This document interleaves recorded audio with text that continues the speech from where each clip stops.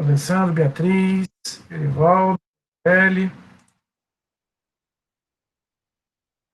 Giovana, meu amigo Gutierrez, Isabela, Maria Tereza, Melissa, Paula, meu xará Rafael, Vitórias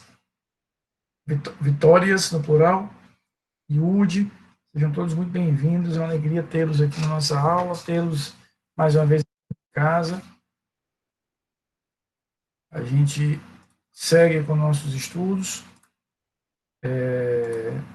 E eu pergunto a vocês, nós finalizamos a última aula o estudo das provas do processo penal. Alguma dúvida ficou de prova pericial, daquela parte inicial da teoria geral das provas, de inquérito, tudo isso, está tudo tranquilo, testemunhas. Falamos na terça-feira sobre provas de colaboração premiada, de infiltração de agentes policiais. Está tranquilo? Está favorável? Né? A gente tem aí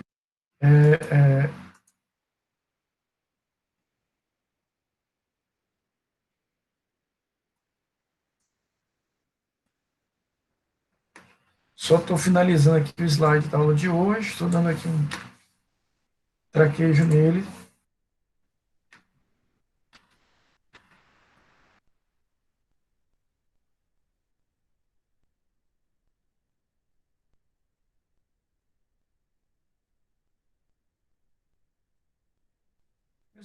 Nós vamos começar uma nova unidade, tá certo? Eu queria só, antes da gente começar a aula, passar aqui algumas informações. Eu até as enviei hoje no nosso grupo de WhatsApp, mas eu sempre gosto de replicar aqui na nossa aula, que é a matéria da prova.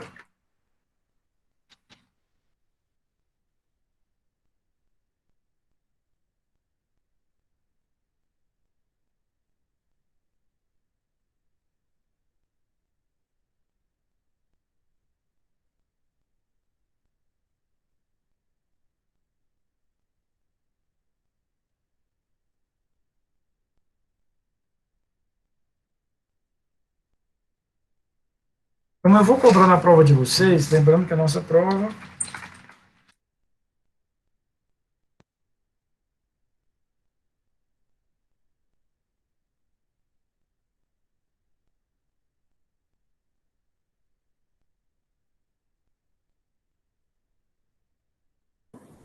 Professor, essas provas, provas em espécie, né? é tudo que a gente viu de prova, ou seja, a teoria geral das provas e todas as provas em espécie. Né? Então, Porque não tem, assim, provas em espécie, no capítulo.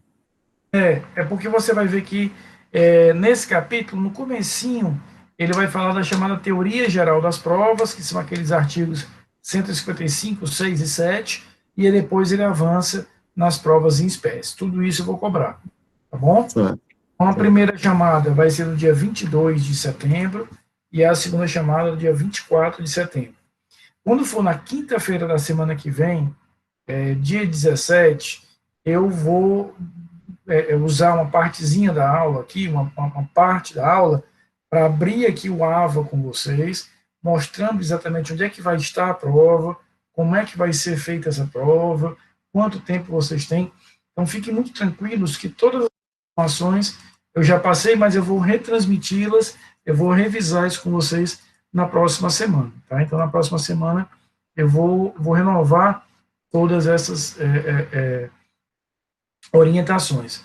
Como eu já falei, a prova vai estar lá no AVA em formato .doc, para poder facilitar vocês o acesso, a edição, e terão aí a hora da prova. A prova começa às 7 horas, eu vou liberar no sistema às 7 horas, então 7 horas você entra lá no AVA, está liberado, até umas 9, 9 e meia, para que vocês façam, tá? Mas é importante que vocês entendam que esse tempo de prova, de 2 horas e meia, é um tempo para que você possa baixar a prova, responder a prova, salvá-la em formato PDF e enviar pelo próprio AVA. Então, é muito importante que a gente prepare direitinho para isso. Tá? Professor, boa noite. Boa noite.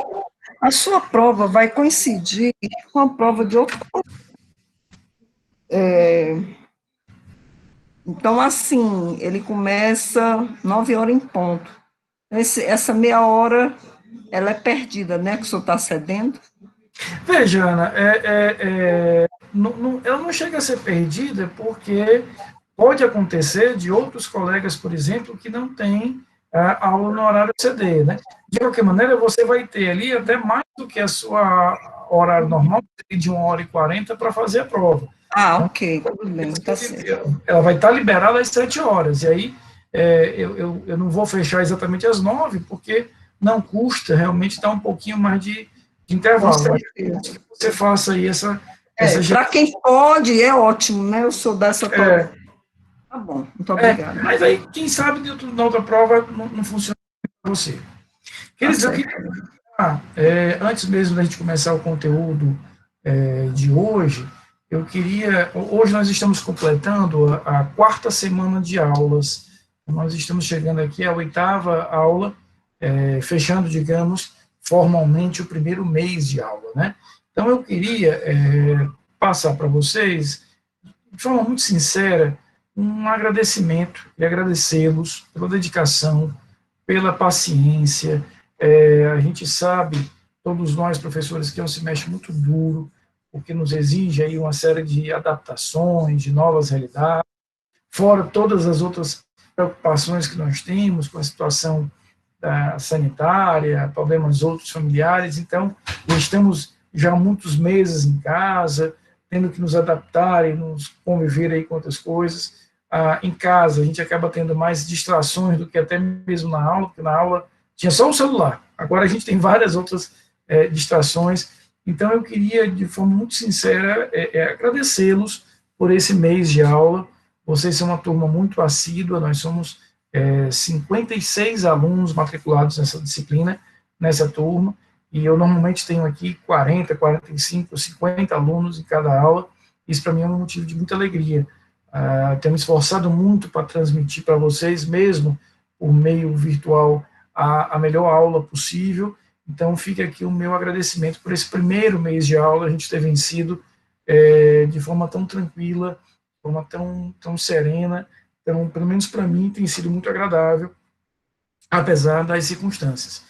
E também é importante a gente fazer essa reflexão, a gente perceber também que o mês já se passou, quer dizer, a gente já venceu esse primeiro mês, virão aí outros, mas eu tenho certeza que assim como nós vencemos o primeiro semestre, vamos esse segundo semestre também. Então, fica aqui minha palavra de agradecimento a Professor, vocês. Pois é, não? na verdade, eu estou achando ótimo, porque a gente contribui um pouco para o desenvolvimento sustentável, o nosso carbono não está sendo liberado na natureza finita, Tem isso a gente também. não está arriscando a vida, porque a cidade está extremamente violenta, nós estamos bem cômodos em nossas casas. Por mim, seria sempre online. Só Mas a sua aula é ótima, sua didática é excelente. Com obrigado, muita. muito obrigado pelas suas palavras. Então, queridos, assim, queria fazer o registro desse meu agradecimento. Eu tenho consciência da atipicidade do momento, né? Tenho consciência de que a gente está vivendo esse momento aí diferente, mas a gente está vencendo. Isso que é importante. Em casa, guardados. Às vezes eu tenho a sensação que só eu aqui em casa estou guardado, que o povo já está nem aí, mas a gente tem que fazer a nossa parte. Então, obrigado pela paciência de vocês. A gente tem, exato, Marilene, isso faz uma diferença muito grande, porque no primeiro semestre, em 24 horas, a gente teve que aprender a dar uma nova estrutura para as nossas aulas, fora, né, os meses do primeiro semestre foram muito difíceis, né, as notícias, abril, maio, foram meses extremamente difíceis para muita gente. Eu quero só deixar aqui meu depoimento pessoal de que eu respeito muito e tenho até um pouco de inveja daquelas pessoas que estão vendo nesse período aqui de pandemia, um momento excelente para se conectar com o verdadeiro eu, para encontrar a sua verdadeira essência. Eu confesso a vocês que eu não estou vendo nada disso, eu não consigo ter essa visão romântica. A gente precisa fazer isso, vamos vencer, mas eu não acho que esse período vá mudar ninguém. A gente Quem é bom, quem é ruim, e por aí vai, né? Mas isso não quer dizer que a gente não possa tentar levar da melhor forma possível para que a gente possa voltar para a normalidade quando isso for possível, provavelmente apenas no próximo ano, mas a gente vai ter vencido. Eu até estava fazendo essa reflexão com a turma de processo penal 1 do horário EF, que eu acho que o que a gente tem que ter em mente, que nos motiva muito, é que a gente está caminhando à frente, a gente está seguindo à frente, a gente não ficou parado lá atrás. Imaginem se nós tivéssemos parado aí nossa vida acadêmica em março, esperando o momento ideal, isso não aconteceu, a gente está avançando, a gente vai seguir em frente, vamos concluir, tenho uma absoluta certeza, esse semestre. Então, para não tomar mais o tempo de vocês, eu queria só, repito, agradecê-los de forma expressa, de forma sincera e de forma carinhosa pela a paciência de vocês, a dedicação de vocês, a presença de vocês nesses nossos primeiro mês de aula, que os próximos meses sejam, se não iguais, melhores ainda do que o que nós temos aqui, tá bom? Contem comigo, tragam as dificuldades, tragam aí os problemas. A gente tem nosso grupo lá de conversa, que a gente vai se entendendo, né? Isso é o mais importante, que a gente mantenha a conversa e o canal de conversa muito aberto. Então, muito obrigado, fica aqui a minha expressa e sincera gratidão. Queridos, hoje nós vamos começar a nossa terceira unidade. Nós já estudamos a primeira unidade, que são os atos de comunicação do processo, estudamos a segunda unidade, que são as provas, e vamos começar hoje a terceira unidade. O que é essa unidade? Essa unidade ela vai nos ensinar os diversos ritos, os diversos procedimentos criminais.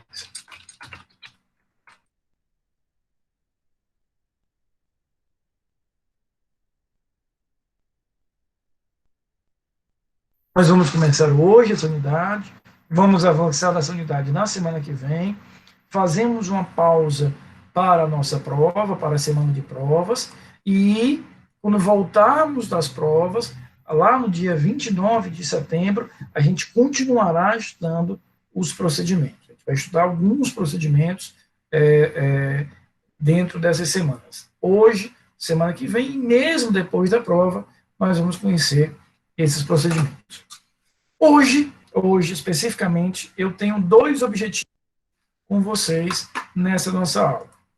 Primeiro objetivo, eu quero conversar com vocês para que a gente possa entender o que é, afinal de contas, que significa dizer que nós vamos estudar procedimentos. Então, a primeira coisa, a primeira parte, a primeira etapa da aula é dedicada a que a gente possa compreender, que a gente possa entender o que são, insisto, esses procedimentos. Tá?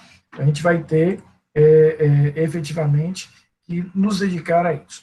Na segunda etapa da aula, uma vez entendido o que é esse procedimento, ou o que são esses procedimentos, a gente vai começar aí o estudo específico de cada um deles, e hoje nós vamos começar a estudar o procedimento ordinário e o procedimento sumário. Então, vamos primeiro entender o que é o tal do procedimento, ou o que são os tais procedimentos, e qual é a relação deles com o processo. E aí eu queria entender através ou a partir de uma alegoria, a partir de uma situação aqui hipotética. Vocês aprenderam lá na teoria geral do processo, viram isso no semestre passado em processo penal 1, que o processo é uma sequência ordenada de atos destinada ou destinado a um determinado fim. Então, um processo, qualquer que seja o processo, eu não estou falando só em processo judicial, qualquer processo que você imagine, ele é uma sequência de atos ordenados, sequenciados, que tem como objetivo chegar num determinado ponto. Então, Imagine, por exemplo, um processo industrial. Você vai fabricar um computador, ou um carro, ou uma moto, você vai ter ali um determinado processo. Então, você tem uma sequência em que você vai trabalhar aquelas peças, encaixá-las, conectá-las, para que você chegue ali num produto final. Isso é processo. Então, um processo judicial é essa sequência de atos judiciais que tem como objetivo chegar na prestação jurisdicional. Trazendo para a realidade do processo criminal, o processo criminal a gente poderia conceituar, de forma singela que seja, como um conjunto de ações, um conjunto de atos tendente a chegar numa determinada resposta, que é a ou não responsabilidade. Então, eu vou sequenciar esses atos vão ser estruturados dentro de uma determinada sequência, para que ao cabo, ao final, ao termo daquele processo, eu consiga responder aquela pergunta essencial e mais cara para o processo penal, que é, afinal de contas, se há ou não responsabilidade penal. Esse é o grande objetivo que a gente vai ter quando a gente organiza essa sequência de atos.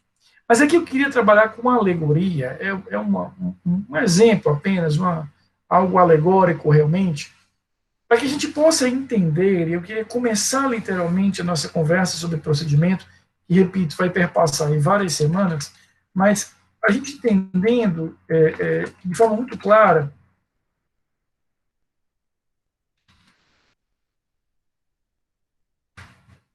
esse binômio e qual é a diferença entre processo e procedimento. Que alegoria é essa? Imagina comigo, e eu não sei vocês, eu tenho imaginado isso constantemente nessa pandemia, e um dia tudo isso passe e a gente possa voltar a viajar livremente. Eu sei que a negrada já está viajando aí livremente faz tempo, mas eu, como sou mais medroso, vamos esperar passar tudo isso para a gente poder viajar. Aí vamos imaginar, sonhar aqui um pouquinho, planejar, que nós vamos fazer uma viagem ao Rio de Janeiro. A gente vai sair de Fortaleza, com destino ao Rio. Uma viagem, Fortaleza, Rio de Janeiro. Como é que a gente pode fazer essa viagem? De que maneira a gente pode fazer essa viagem? Olha, se não infinitas, são inúmeras formas diferentes de viajar. Eu posso ir de avião, posso ir de carro, posso ir de moto, posso ir a cavalo, posso ir a pé, posso ir pulando num pé só, posso ir nadando, posso ir de barco, né? Tem 500, posso ir de jumento, posso ir plantando bananeira, posso ir dando bunda canastra, o novo, né? Dando cambalhota, e aí o céu é o limite de como a gente vai viajar para o Rio. Tem aí uma gama imensa de opções. Agora, o que vai me fazer escolher por uma e não por outra? O que vai me fazer optar por uma forma de viajar em detrimento de uma outra forma de viajar? Ora, basicamente, a minha necessidade, eu vou ter que verificar qual é a necessidade da viagem, e as minhas possibilidades de tempo, possibilidades financeiras. Então, esse binômio aqui é que vai marcar através de qual meio eu vou conseguir chegar no Rio de Janeiro. Porque eu tenho que casar tanto a necessidade da viagem, o porquê da viagem, o objetivo da viagem, com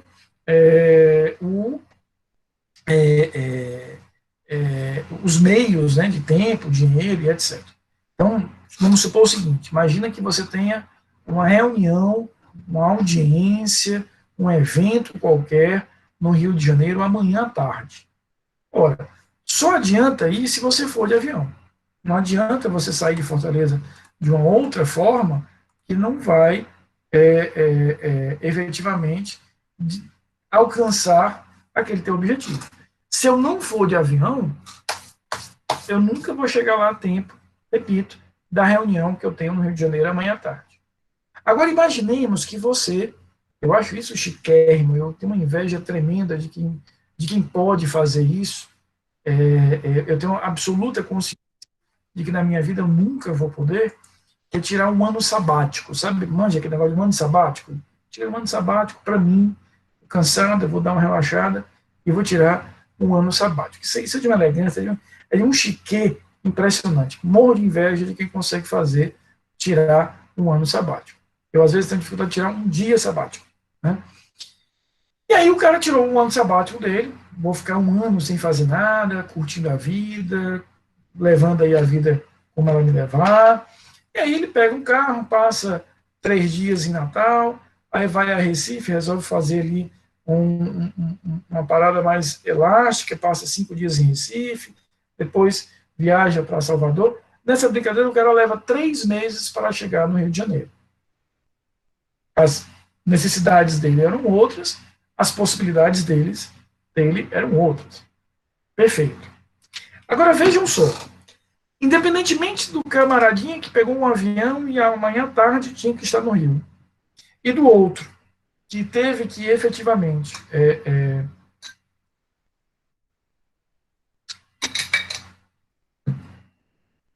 ou por uma viagem mais longa, de 3 meses, independente de como eu viajei, por que viajei, com quem viajei, que grana eu usei para viajar.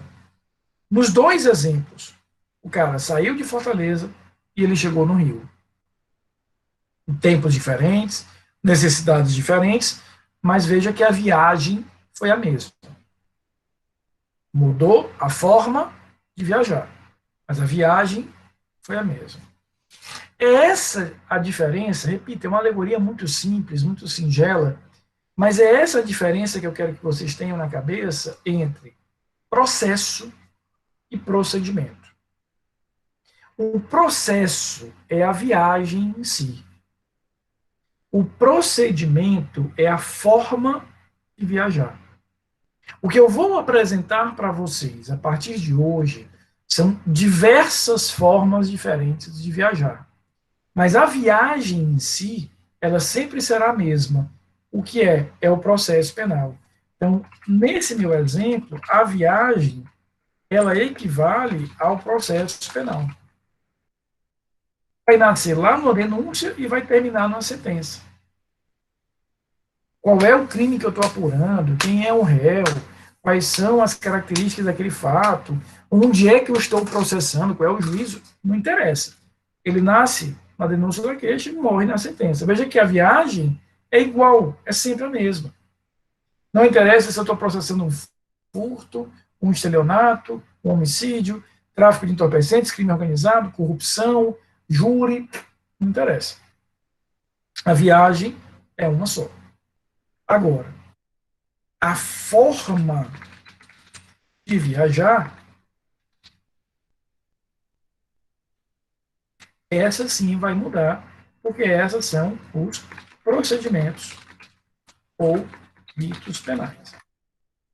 Ou seja, a maneira através da qual eu vou viajar é uma maneira diferente. Dependerá, repito, das necessidades, das possibilidades.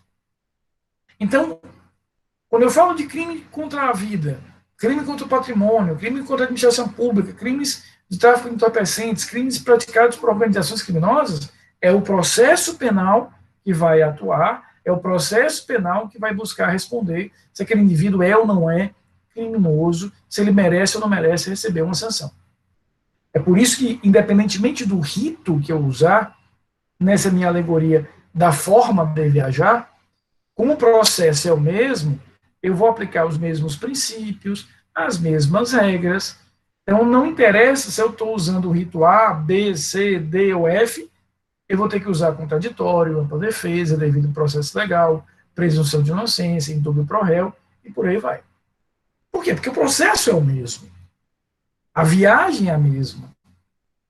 O caminho que eu estou percorrendo é o mesmo. Apenas a forma de fazer o percurso desse caminho é que está mudando. Então, o que nós vamos entender a partir de agora é como é que eu organizo, dentro de uma sequência lógica, os diversos atos do processo para que eu chegue àquele resultado final. O que eu vou mostrar para vocês a partir de agora é como se fosse um conjunto de receitas de bolo. faz isso, faz isso, faz isso, faz isso, para no final chegar aqui. Faz isso, faz isso, faz isso, faz isso, para no final chegar aqui. Então, eu vou apresentar a vocês durante essas semanas, no plural, semanas, todas essas receitinhas de bolo. E aqui eu tenho uma notícia boa e tenho uma recomendação a fazer. Qual é a notícia boa? Essa matéria não é difícil. Essa matéria não tem nada de difícil. É uma matéria super tranquila, e, na verdade, até muito gostosa de estudar, porque a coisa vai materializando na nossa cabeça o que é o tal do processo. Quando eu conheço esses ritos, eu vou exatamente como é que se materializa um processo. Que tipo de ato eu tenho no processo. Inclusive, muitos desses atos, vejam só, vocês já conhecem. No semestre passado, vocês estudaram denúncia ou queixa. No semestre passado, vocês estudaram, nesse semestre nós já estudamos citação, nós já estudamos provas. Então, veja, muito do que a gente vai ter aqui é simplesmente pegar conceitos que vocês já têm, você já sabe o que é o denúncia ou queixa, você já sabe o que é a citação, você já sabe como é que eu produzo as provas do processo penal, e nós vamos organizar dentro de uma sequência ordenada, lógica, que vai terminar com um provimento judicial. Vai terminar com uma decisão judicial dizendo há ou não há responsabilidade criminal. E aqui é uma coisa interessante. Pouca coisa será novidade. Por quê? Porque a gente já conhece a maioria desses atos. Eu quero apenas ordená-los dentro da cabeça de vocês. O que fica aqui de aviso? É um aviso importante, tá certo? Eu disse e repito, essa unidade, essa matéria não é difícil. É uma matéria tranquila de estudar. O único cuidado que vocês têm que ter, e aí eu já faço aqui a ressalva no primeiro dia, é que esses diversos ritos, eles são muito parecidos entre si, eles são muito próximos entre si. Então, o que eu recomendo a vocês? A cada rito que a gente vai estudar, então, por exemplo, hoje e terça-feira, nós vamos estudar o rito ordinário. Então, na terça-feira, a gente vai entender a sequência dos atos do rito ordinário. Estuda, na tua cabeça. Por quê? Quando a gente voltar da prova, eu vou apresentar o rito do júri, é outra sequência. Vou apresentar o rito do juizado especial, é outra sequência. O rito dos tribunais, é outra sequência, e por aí vai. Então, a gente vai desenhando a cada aula, né, essa sequência de atos, que não são difíceis, essas sequências, mas se eu deixo para estudar tudo junto, no final do estudo da unidade, isso pode dar uma embaralhada na nossa cabeça. Então, qual é a ressalva que eu estou fazendo para vocês? À medida que nosso estudo for avançando, vai estudando, vai construindo isso na tua cabeça, desenha. Por mais que eu tenha aqui os slides com os roteiros, por mais que vocês encontrem esses roteiros na internet, com muita facilidade, é muito didático, que você sente, e aí há uma construção de neurociência que é interessante, escreva organicamente esses roteiros, faz um quadradinho, tem a denúncia, depois da denúncia acontece isso, depois acontece isso, isso vai ajudar a te fixar bem, tá? Exato, Madeleine, ou seja, o procedimento é a forma de organizar esses atos. Então, se o processo, vocês aprenderam, é uma sequência ordenada de atos, o procedimento é que vai definir que ordem é essa. Eu ordeno com base que lógica, qual é a sequência. Então, entendam os procedimentos criminais, ou ritos criminais, aqui a gente tem sinônimo, como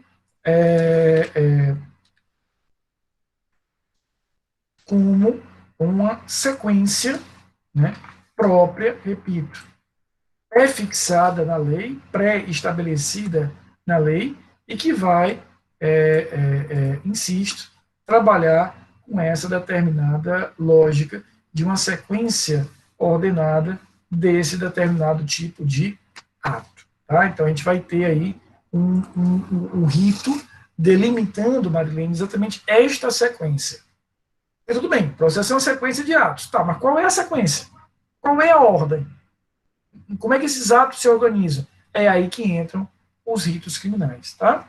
Então, isso é uma breve introdução, nem tão breve assim, meia hora de introdução, mas ficou claro qual é a relação entre processo e procedimento, Tá claro isso?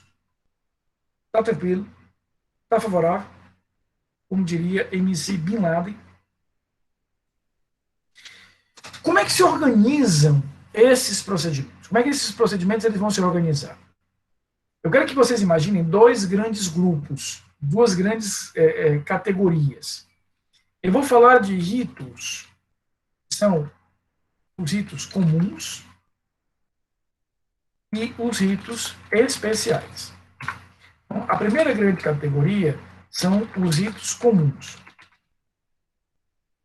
Esses ritos comuns se dividem em três espécies.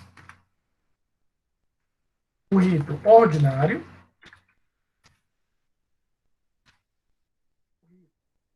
sumário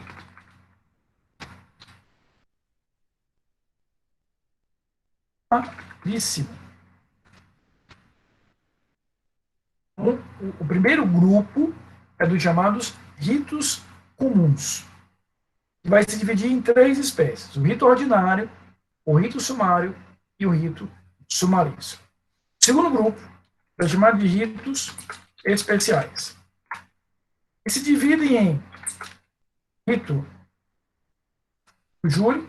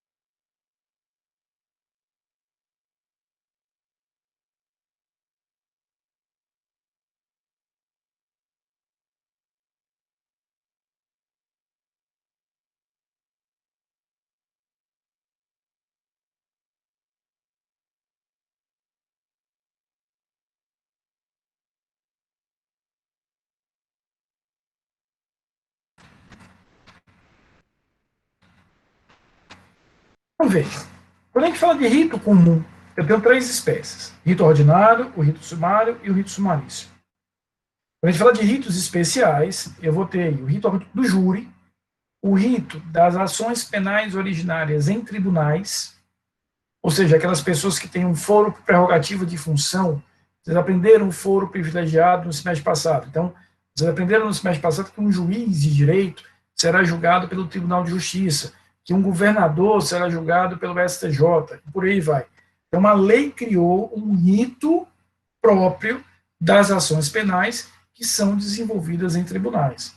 Eu tenho um rito próprio da lei de tróxicos, a lei 11.343. Portanto, se eu estiver falando aqui de crime de tráfico ilícito de entorpecentes, nós vamos ter na lei um procedimento próprio, específico para aquele crime.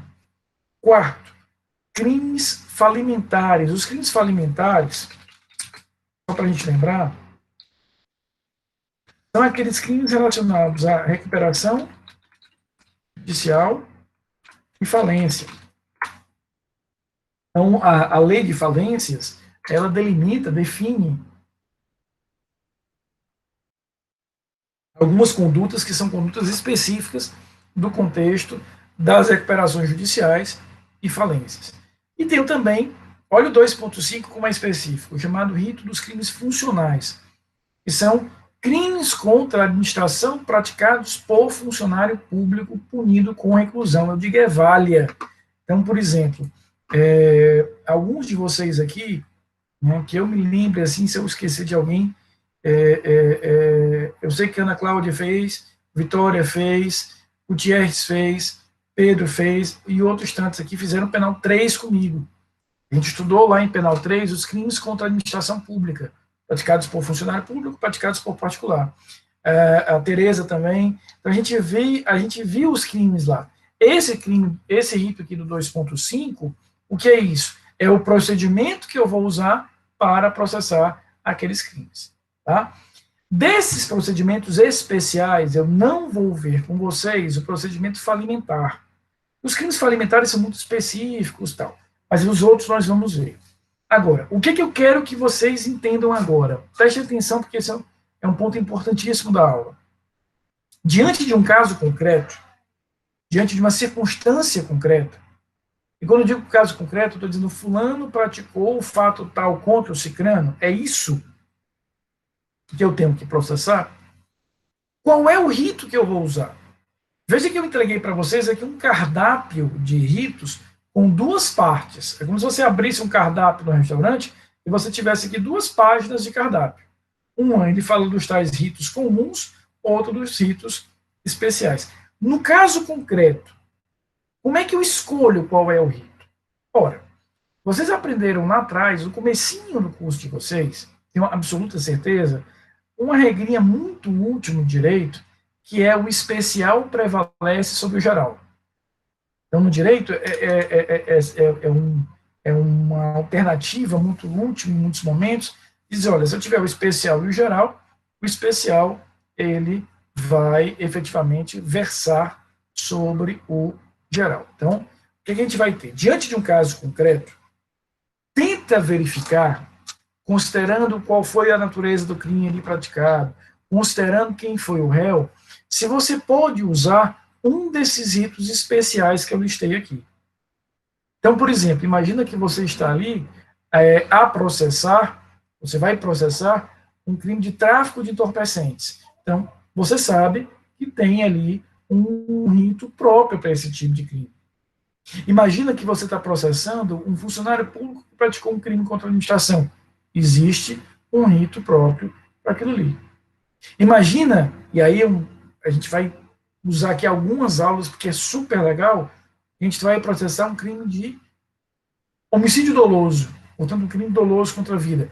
Tem um rito preparado, pensado, imaginado para isso, que é o rito do júri. Então, diante de um caso concreto, tendo nas mãos quem praticou que fato contra quem, tenta encaixar isso aqui em um desses ritos especiais. Tenta usar um desses ritos especiais como um rito que vai efetivamente te orientar dentro dessa determinada situação.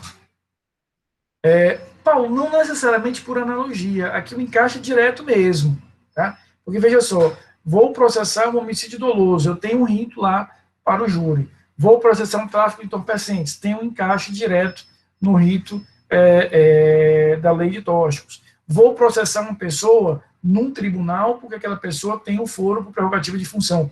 Vocês assistiram aí nas últimas semanas, praticamente do final da semana passada para cá, grandes discussões sobre aquela situação do governador do Rio de Janeiro, que o STJ, por uma decisão, primeiro monocrática, depois uma decisão confirmada pela chamada Corte Especial, afastou o governador do Rio de Janeiro. Por que a gente vai ter ali? A ideia de que eu tenho uma competência própria do STJ, porque o governador será, pelos crimes que praticar, julgado no STJ. Então, veja, ele se encaixa perfeitamente no rito das ações penais originárias em tribunais. Exatamente, Pedro, esse encaixe é muito, muito direto mesmo. Então, diante de um caso concreto, eu tenho que ter na minha cabeça esses ritos especiais, júri, o rito dos crimes falimentares, o rito dos crimes contra a administração pública, o rito dos crimes de tóxicos e o rito dos crimes de ações penais originárias em tribunais.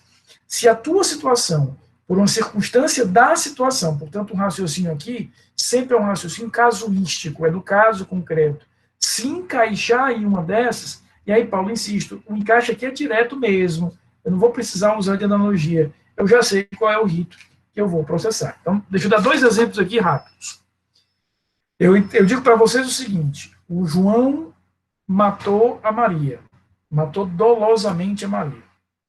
Qual é o rito que a gente vai usar? Automaticamente a gente vai ter na cabeça, vai usar o rito do júri. Acabou. Um rito especial, que é o rito do júri. O João matou a Maria, só que o João é juiz de direito. Vocês aprenderam no semestre passado que o juiz de direito será julgado pelo tribunal ao qual ele está vinculado. Se for um juiz de direito do Ceará, ele será julgado, por exemplo, pelo Tribunal de Justiça do Estado do Ceará. Se eu estiver falando de um juiz federal da 5ª Região, será julgado pelo Tribunal Regional Federal da 5ª Região, e por aí vai. A gente vai ter todo esse tratamento aqui. E aí eu estou dizendo para vocês que no caso dos tribunais, existe um rito específico para aquela determinada situação. Então, sempre diante de um caso concreto, repito, é um raciocínio casuístico, veja quais são esses ritos especiais, tenha esse cardápio aqui com você e veja se dá para encaixar em algum deles. Encaixou, beleza, você já entendeu qual é o rito que você vai usar. Aí é pegar aquela receita de bolo que eu vou te ensinar e aplicar. Faz isso, depois isso, depois isso, depois isso, e acaba. Agora, pode acontecer, e quando eu digo pode, é comum pra caramba, acontece demais, que eu, olhando para o caso concreto, fulano praticou o crime tal contra esse cano, eu não encontro correspondência em nenhum desses ritos. Eu não consigo encontrar correspondência em nenhuma dessas situações. Nesse caso, veja só, em que eu não consigo encontrar correspondência em nenhuma dessas situações, o que eu vou fazer? Vou usar um dos ritos comuns. Então, eu chego nos ritos comuns por exclusão. Eu vou usar uma linguagem aqui pejorativa, entre aspas, mas o rito comum é para o que sobrou, para o que eu não consegui encaixar no rito especial. E aí vocês vão me perguntar, Rafael, beleza, eu cheguei no rito comum porque eu descartei o uso dos ritos especiais. Mas em relação ao rito comum, Rafa, qual é o procedimento que eu vou usar? Ordinário, sumário ou sumaríssimo? Que você me deu 3 opções. Veja como é simples. Você vai para o Código de Processo Penal, e o Código de Processo Penal, lá no artigo 394,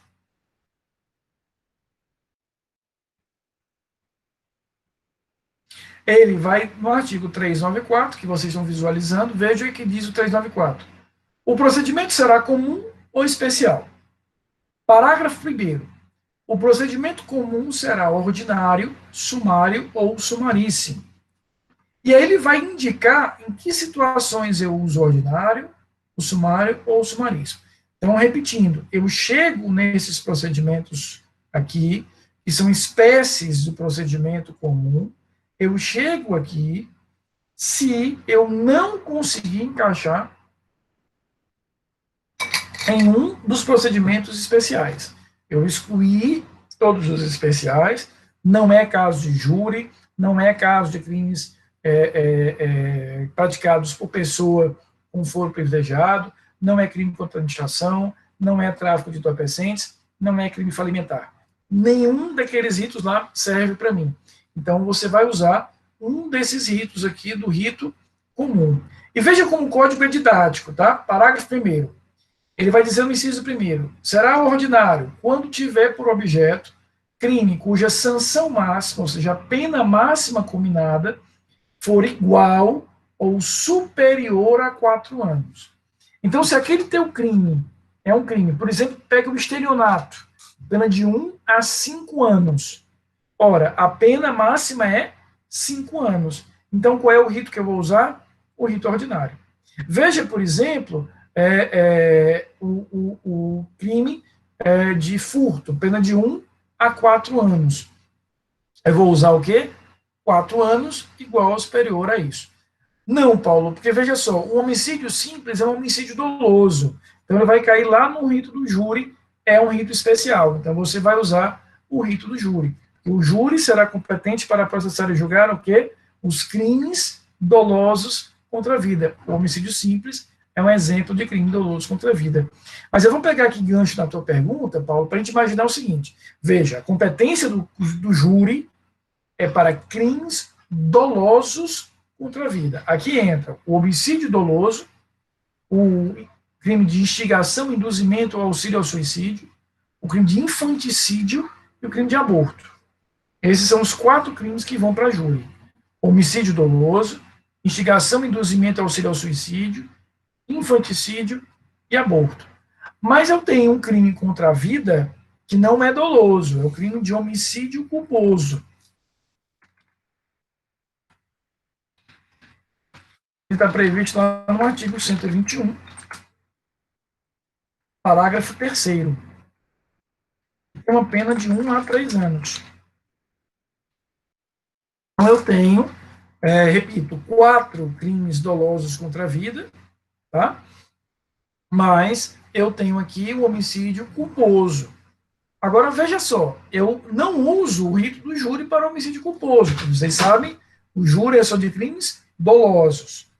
E aí eu tenho uma pena de quanto? De 1 a 3. Veja que ela não se encaixa aqui no procedimento ordinário, porque ele exige aqui pena igual ou superior a 4 anos. Um exemplo é esse do Gutierrez, o latrocínio.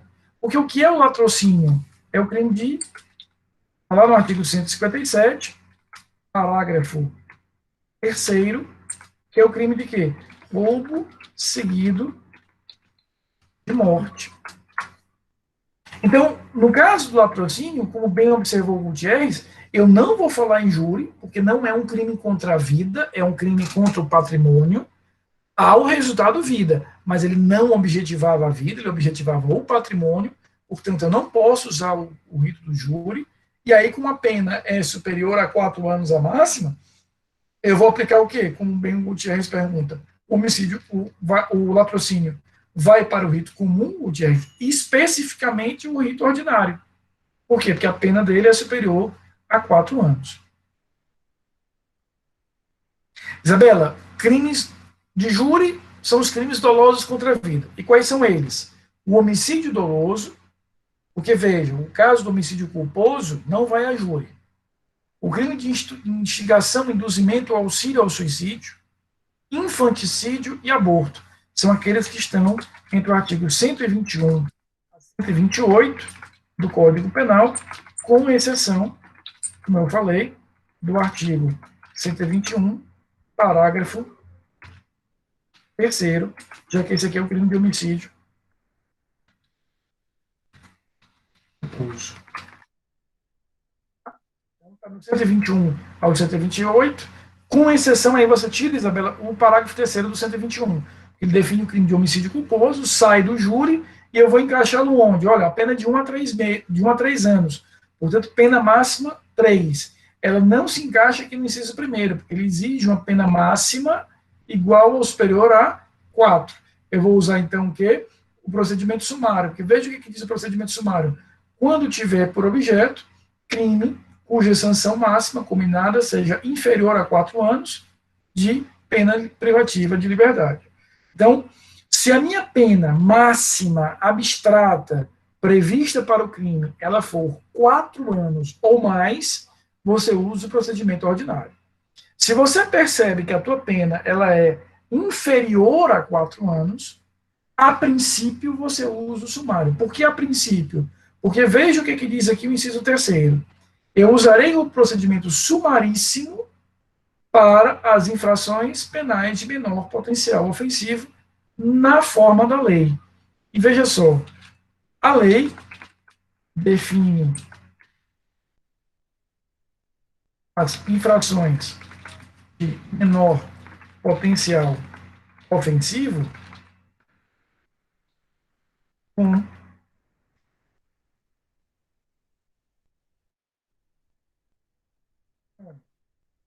todas as contravenções e todos os crimes cuja pena máxima não excede, ou seja, é igual ou inferior a 2 anos. Então, a lei dos juizados especiais, que nós vamos estudar aqui logo depois da prova, ela diz o seguinte: são infrações de menor potencial ofensivo todas as contravenções e os crimes cuja pena máxima prevista para ele, na pena abstrata, a pena máxima, for de 2 anos ou menos de 2 anos. Então, o que a gente pode deduzir aqui? Se a minha pena máxima for igual, superior a 4 anos, qual é o rito? Ordinário. Se a minha pena máxima for superior a 2 anos e inferior a 4 anos, vou utilizar o rito E se a minha pena máxima for igual ou inferior a 2 anos, eu vou usar o rito sumaríssimo. Nada mais é do que o rito do juizados especiais criminais. Então, organiza isso na tua cabeça. Então, vamos voltar para o comecinho. Eu tenho uma situação. Eu estou indo muito devagar porque eu não tenho pressa com essa matéria, que eu quero que isso fique bem claro e bem sedimentado na cabeça de vocês. Eu tenho uma situação. O que eu estou chamando de situação? Estou dizendo que o João praticou o crime X contra a Maria. Bom, qual é o rito, qual é o procedimento que eu vou usar? Bem, eu vou tentar encaixar essa situação naquele rol, naquele cardápio, naquele elenco de ritos especiais que eu falei para vocês. Se foi um crime doloso contra a vida, uso o júri. Se foi um crime de tráfico de entorpecentes, uso o rito que está lá na lei de tráfico. Se foi uma pessoa com prerrogativa de função, uma pessoa que vai ser julgada já originalmente no tribunal, usa a ação penal no tribunal, tem um rito próprio para ele. Se é um crime, por exemplo, no ambiente das falências e recuperações judiciais, usa a lei de falência e de recuperação judicial. Se é, veja só, estou caminhando aqui, se é um crime funcional, um crime praticado por funcionário público, o código define um rito próprio para ele. Então, diante dessa situação, tenta matar por uma dessas possibilidades de procedimento, de ritos específicos. Agora, não encontrei nenhuma dessas possibilidades. Não se encaixou em nenhuma dessas possibilidades. Nesse caso, aí você vem para o 394, parágrafo 1º, e aí você vai usar o quê? O máximo da tua pena. Identifica qual é o crime e pega ali a pena máxima. Pega efetivamente a pena máxima. E o que, que você vai ter? Se a pena máxima for igual ou superior a 4 anos, rito ordinário. Se a pena for inferior a 4 anos e superior a 2 anos, um exemplo é o homicídio culposo que eu acabei de citar para vocês, cuja pena máxima é 3 anos. Rafael, eu não entendi por que 3 anos é superior a 2 e inferior a 4. Aí é um problema que você vai ter que resolver com o seu problema de o seu professor de matemática do ensino fundamental, né? Na verdade, se você não entendeu que 3 está entre 2 e 4, é um milagre que você chegou aqui. Aí não é culpa do Motinha, certo? Já é culpa de outro professor que fez com que você tivesse essa dúvida até hoje. Mas a pena máxima é de 3 anos, isso significa que ela está entre 2 e 4 anos, e aí eu vou usar o procedimento sumário. Se a minha pena for igual ou inferior a 2 anos, aí nós vamos usar o procedimento do juizado especial, que é um procedimento próprio, a gente vai ver na lei do juizado especial. Certo? Eu pergunto a vocês, está claro, está bem entendido isso? Ou seja, o procedimento sumaríssimo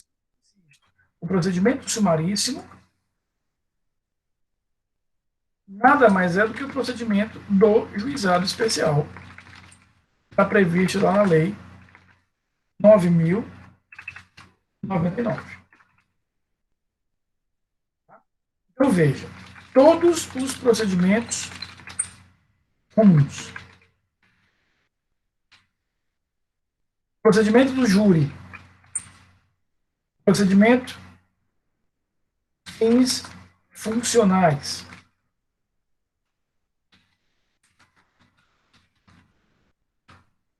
São procedimentos previstos, vejam só, no próprio Código de Processo Penal. O procedimento do juizado especial, já falei, Lei 9.099.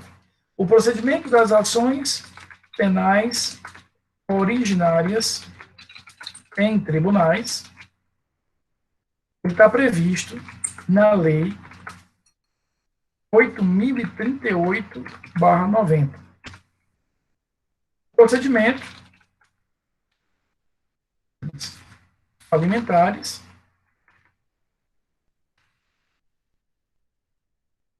previsto na lei de falências. E o procedimento dos crimes que envolvam drogas, tráfico ilícito de entorpecentes e outros afins, estão previstos na lei 11.343 de 2006. Professor, foi só porque o senhor colocou 9.009, aí eu coloquei 9.099, viu? Eu sempre... eu botei como? 9.099 de 95, o senhor botou 9.009.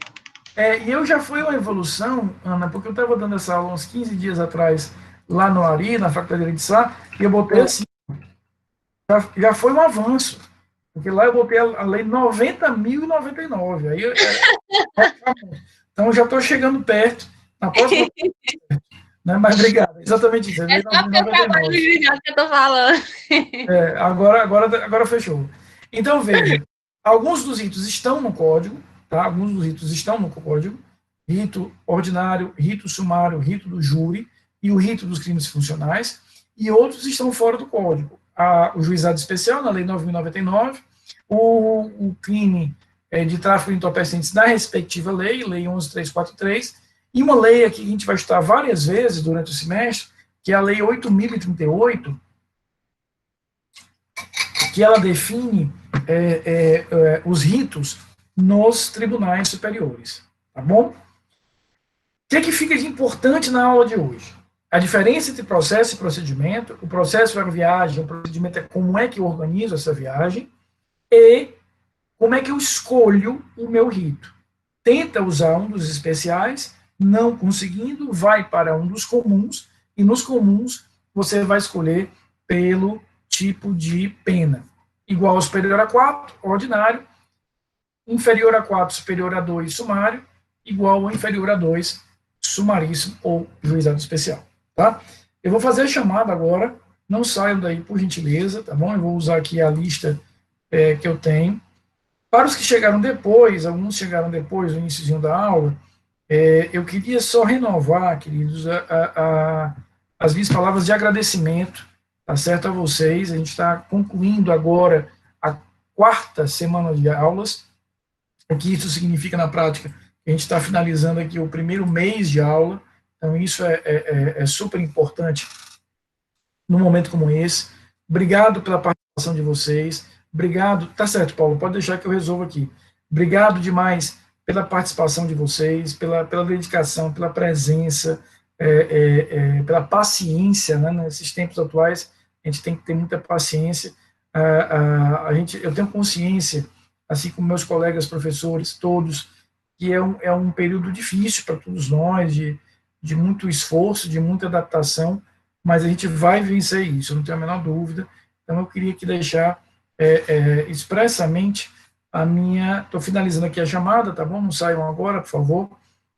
Eu queria expressamente deixar minha palavra de agradecimento. Assim, tem sido muito bom, tem sido mais fácil para mim, pela dedicação de vocês, pela presença de vocês. Insisto, a gente tem aqui praticamente 44 na sala, numa turma de 56. Então, é muito bom saber que vocês estão juntos comigo e a gente vai juntos vencer esse semestre.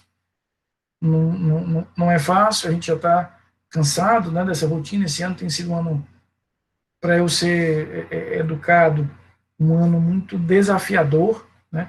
Na verdade, ele é um pouquinho mais do que desafiador, mas juntos a gente vai vencer isso. Então, eu não saio agora, repito, estou finalizando aqui a chamada, eu já os libero. Na próxima semana, a gente vai continuar com o procedimento, a gente vai continuar estudando os procedimentos criminais, e eu vou passar algumas orientações da prova. Estou finalizando aqui. Quem quiser falar, pode falar aí, à vontade. As pessoas sabem, professor, que não podem se aglomerar, não tem vacina, né? E a gente vê as praias lotadas, a consciência do povo, o ser humano é horrível. Você vai para uma praia... A gente tem que entender que esse momento que a gente está vivendo é um momento em que algo que é tão essencial está sendo posto à prova, que é eu tenho que me preocupar com o outro, né? A gente não vive no mundo sozinho, então isso é importante, né? Exatamente. As essa pessoas mentalidade do não outro têm importa, né? apatia, as pessoas não têm altruísmo, as pessoas, vou dizer, não têm empatia, né? Apáticas ao próximo, porque não tem sentido, professor. Muitas pessoas estão morrendo. Aí você vai para uma praia lotar sem máscara. Poxa, a gente fica assim, tão decepcionado com a humanidade, eu pelo menos sou. Mas vamos confiar que tudo isso vai passar. Confiar, né? Vamos confiar que a vacina venha logo. E o pior já passou, né? Vamos ter isso em mente, que isso está uma aliviada grande. Então, queridos, assim, eu fiz questão de compartilhar essas palavras com vocês, primeiro porque são muito sinceras, e segundo, porque na hora que a gente percebe que o primeiro mês de aula já foi vencido, isso renova o nosso ânimo para que a gente possa encarar aí os próximos meses, tá? Então, muito obrigado pela presença, pela dedicação, tá bom? Já finalizei aqui a chamada. Isso, Inês, são esses aí sim, certo? São esses aí sim.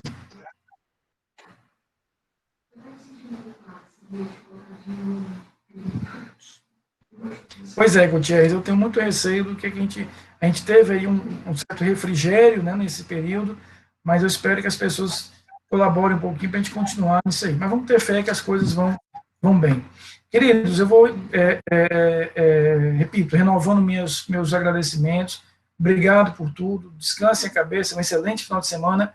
Semana que vem a gente se encontra de novo para a gente continuar o estudo dos procedimentos e fazer aí uma revisãozinha para a prova, tá? Até semana que vem, se Deus quiser, e Ele vai querer